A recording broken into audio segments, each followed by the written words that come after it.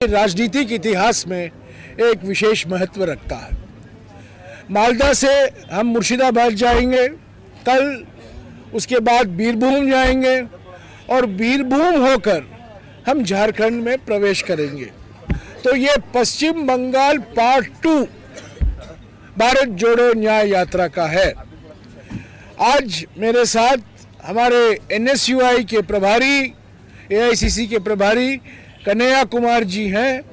वो एक अत्यंत महत्व विषय, राष्ट्रीय स्तर पर जो महत्व विषय रखता है, हमारे देश की सुरक्षा को लेकर, हमारे देश के नौजवानों को लेकर, उस विषय पर आपको 4-5 मिनट संबोधित करेंगे।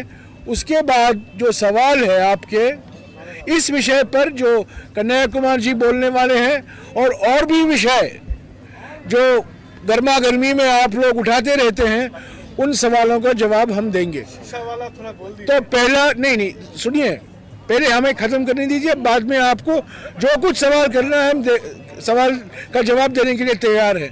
तो कन्हैया जी अभी आपको एक अत्यंत महत्वपूर्ण सुरक्षा को लेकर, हमारे युवाओं को के रोजगार को लेकर जो मुद्दा है उसके बारे में कुछ कहेंगे। Kanhaiya Kumar ji. No problem. Okay. अरे बैठो यार, यहाँ आप इधर आ जाइए बस।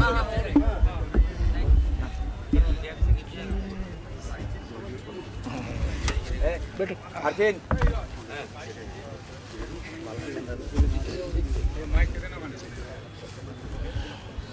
बैठो।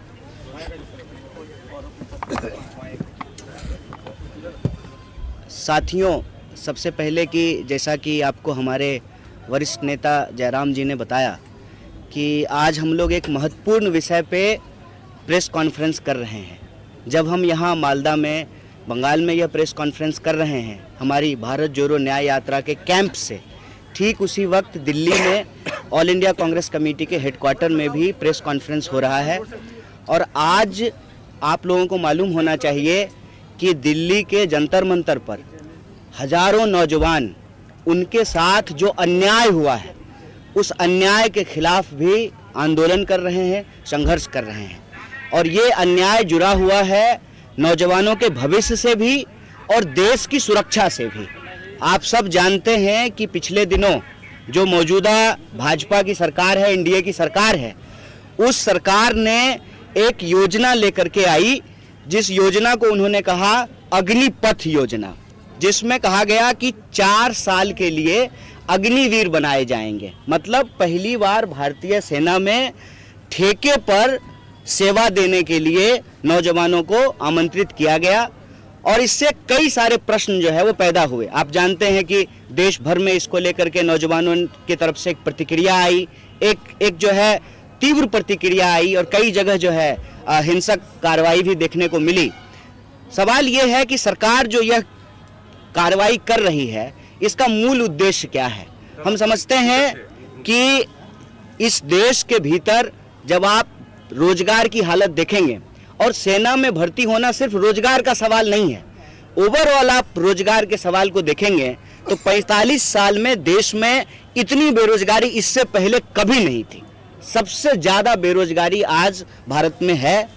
और जहां पर अस्थाई सेवा देने के लिए भी व्यवस्था थी, उस व्यवस्था को भी एक एक करके बदला जा रहा है।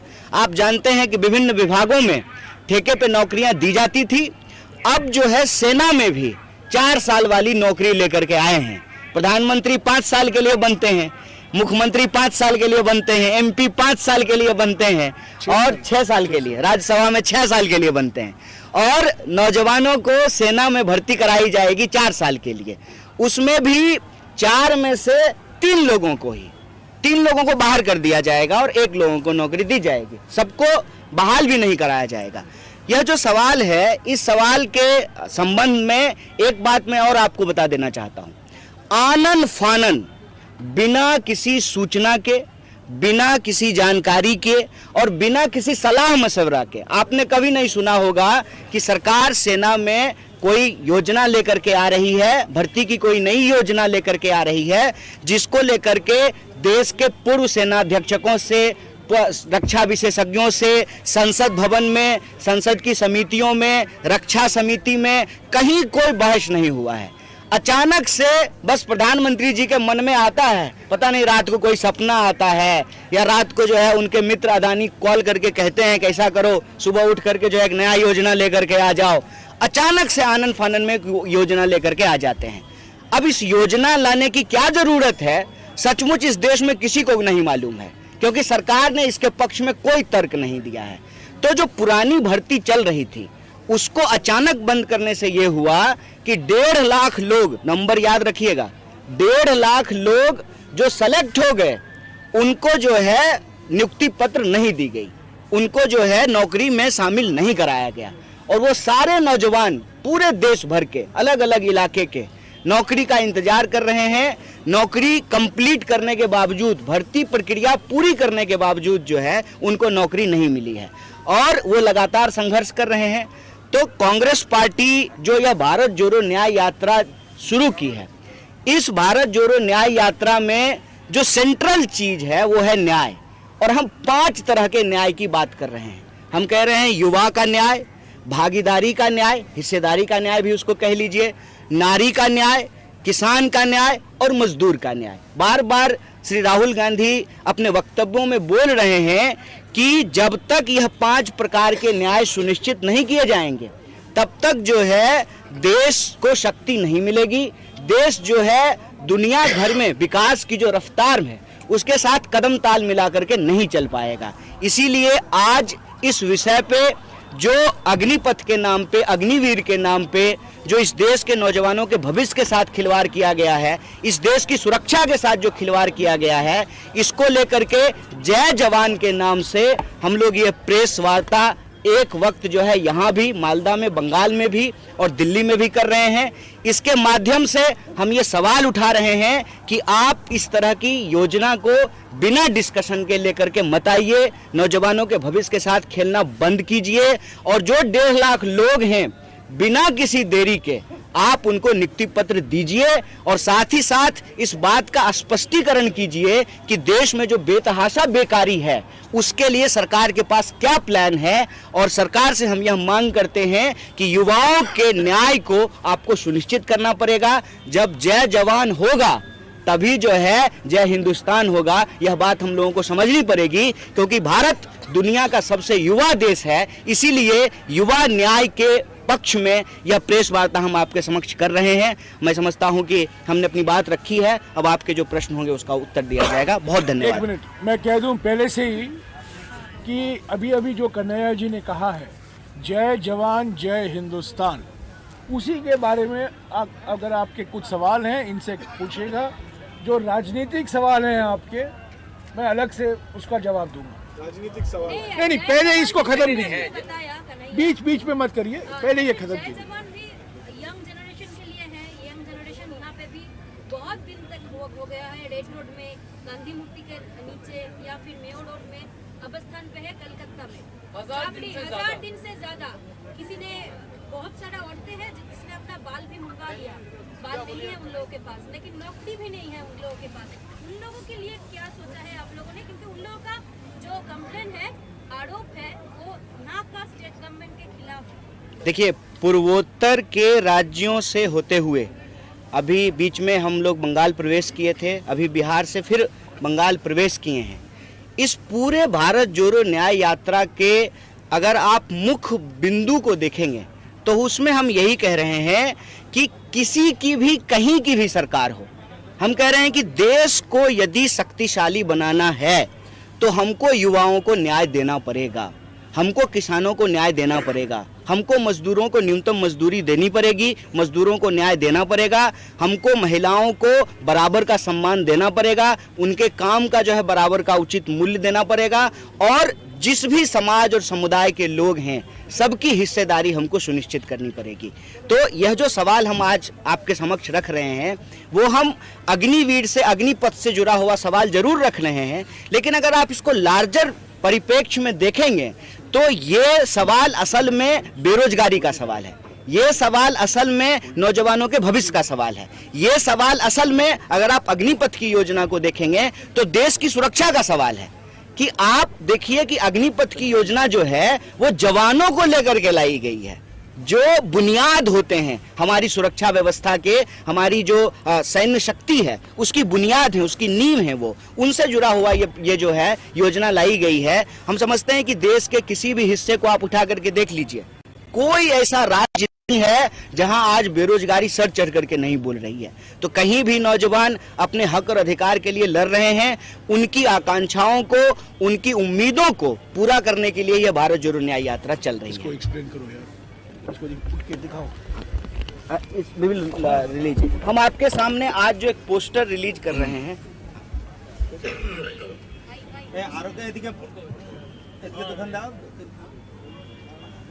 एक्सप्लेन करो, मिस्ड कॉल।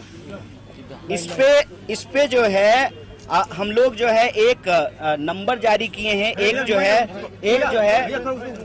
एक यहाँ पे आप देखेंगे कि एक जो है बारकोड है जिसको स्कैन करने के बाद जो है आप हमसे इस मुहिम के साथ जुड़ सकते हैं।